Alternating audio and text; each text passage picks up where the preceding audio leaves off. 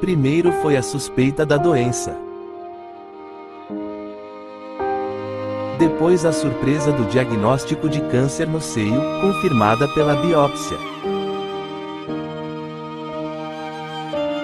Em seguida a busca do tratamento. Fomos encaminhados para Indaiatuba, quase 100 quilômetros para ir e mais 100 para voltar. Cerca de 3 horas na estrada ida e volta.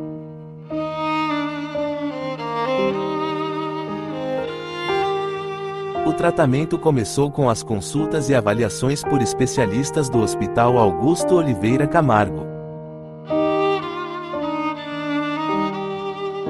Algumas vezes tivemos que ir 3 vezes na semana para Indaiatuba. Primeiro foram as sessões de quimioterapia vermelha, a mais agressiva. Aquela que faz cair os cabelos.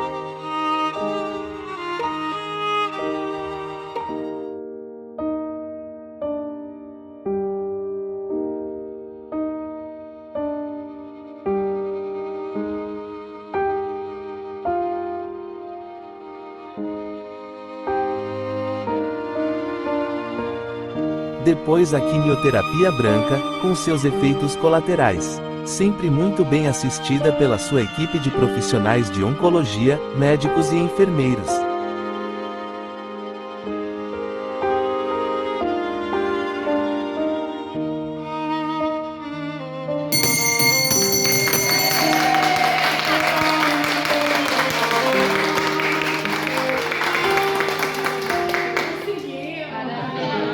Depois de mais de 1 ano de tratamento, chegou o dia da cirurgia.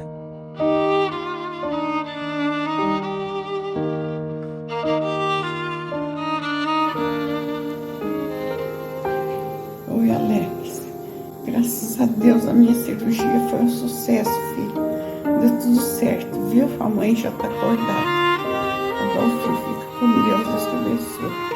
Tudo certinho, tiramos com margem de segurança, a biópsia deu 4 linfonodos livres, então tá tudo certinho. O tumor diminuiu de tamanho e foi removido com sucesso.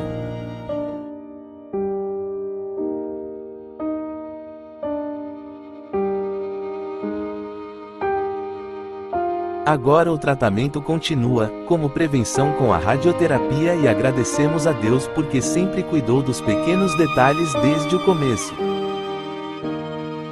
Somos gratos a Deus pelas orações e contribuição de cada irmão neste momento tão delicado de nossas vidas.